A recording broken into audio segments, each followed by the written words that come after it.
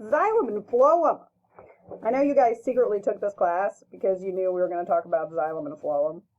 Well, today's your day. We're talking about xylem and phloem. Yay! Okay, let's start with the xylem. Basically, this moves water and some minerals from the roots up through the plant. It's a one-way from root up. It's a one-way strip, and it is basically a straw.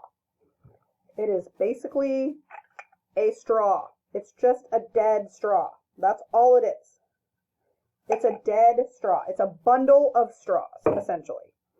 They are dead cells. They're just straws, and it just moves from root up by as the plant moves the properties of water, right? As it respires, it pulls the water with it.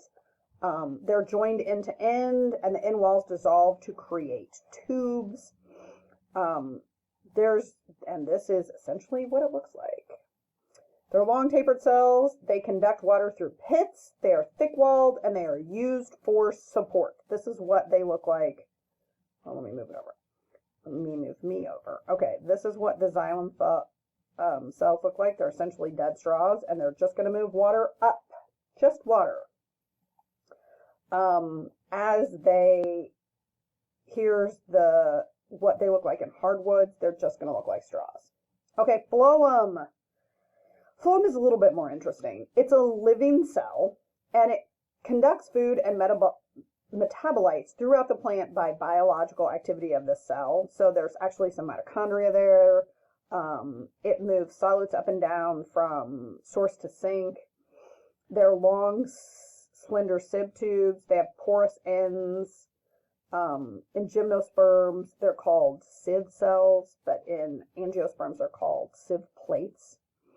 And essentially, they move nutrients from a source of photosynthesis or a source from the root. They move it to the sink where it needs it the most. So they move it laterally, they move it up and down. So if a lower leaf is producing a flower or a fruit, it will move nutrients and energy from a photosynthetic leaf down to a fruit or something like that. If you want to think of corn, all of the upper leaves are moving through the phloem, all of the nutrients to the ear of corn, if that makes sense. So you're moving things up and down in the phloem. In the xylem, you're only moving up via the properties of water. There are companion cells. They provide support as well, but primarily they move things up and down. Here are some different sieve cells. Here's how they look different in different types of plants. Okay, thick-walled phloem fibers. So here's our phloem, here's our vascular cambium, and here's some xylem. So that is what that's going to look like if we cut apart the plant. Here is again what it's going to look like in the fruit. The roots versus the stem. Here's your dermal tissue, which is your outside, your ground tissue, and then your vascular tissue is basically going to be in the middle in a root. It's going to be on the outside of the stem, and it's going to look like this in the leaf. That's where your xylem and phloem is going to be. So in the middle in a root, kind of like this in a stem, and it's going to look like this in a leaf.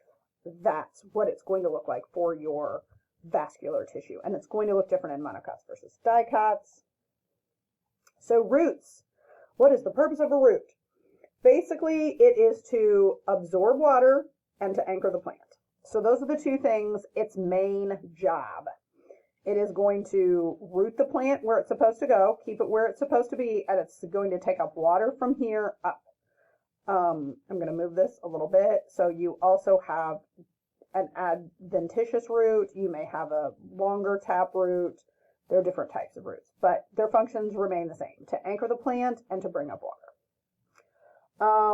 It's developed from the radicle. There's a tap root, which would, if you want to think of like a carrot or something that has one root and then some roots coming out of it, or there's fibrous roots that are bigger, and there's littler. There's no one main root, but it looks like this, and it can take up more water that way. So roots again have A root cap, which protects the apical meristem. There's a cortex that goes around here. And of course, there's xylem and phloem to move that water and nutrients up to the stem and the leaves. The cortex is just beneath the epidermis, the storage parenchyma cells, and it's going to keep, here, I'm going to move this up so you can see it. So essentially your root hair, this is the symplastic pathway. It's going to go right in to the vascular tissue, and you have the apoplastic way, which will also move it around this. The symplastic way can go through the cells. The apoplastic way has to go around through the junctions of the cells. And that is going to get your water and things, nutrients from the root tip into the actual part of the root section. The Casparian strip. This is the strip right here. It's the strip here. It looks like this. It prevents water and minerals from freely entering the vascular tissue. We don't want to just willy-nilly let whatever nutrient into our plant because it could be harmful. So the Casparian strip is something that is a little bit more selective, like a selectively permeable membrane that will let water in, but different minerals it will prevent, and certain water at a certain level. At some point, if the plant is flooded, it will stop letting water in. Roots, you have your zone of elongation. That's going to be this really bottom, maybe 2/3. This, of course, is brand new tissue. This is your root cap that's protecting. This is your really actively dividing cells, and this is cells that are still available for elongation. So we're protecting, we're dividing, we're elongating, and now we're just creating a vascular, we're not really doing anything. We have our vascular tissue here, but it's not actively changing at all. The procambian layer, this generates tissues for the vascular cylinder. So essentially, this is the primary xylem and phloem. So you have this, again, what I said, you're actively dividing, you're elongating. This is your mature zone. And essentially, you're going to see the primary xylem and phloem in this procambian layer, and you're also going to see your vascular cambion in this layer. Adventitious roots.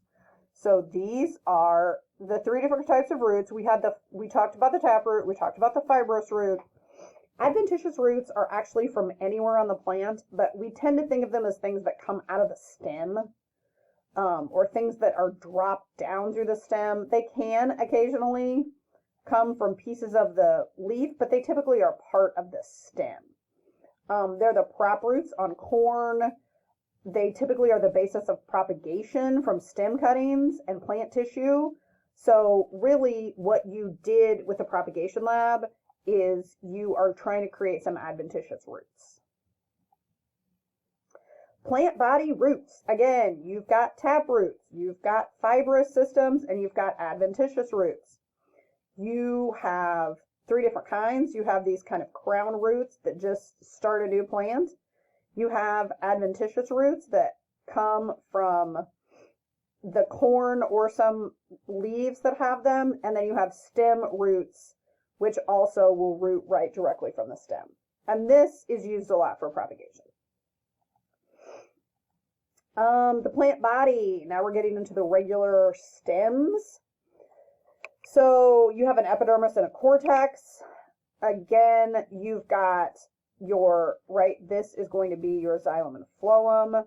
You've got pith in the middle. You've got vascular bundles on the outside, and you have an epidermis that is protecting all of that. Again, stems, you've got your primary xylem and phloem.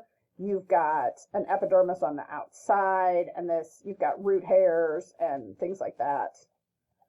You've got, here's what I was talking about with dicots and monocots. So your dicot stem, the xylem and phloem is arranged like this. See how it's all pretty and looks like here's your xylem, here's your phloem. In monocots, it's just kind of a mess. It's just everywhere, right? It's like, okay, do what you want. You're a grass. Someone's potentially going to cut your head off. You're going to have to keep growing. So the monocot system is a little bit messier. It doesn't look quite as pretty.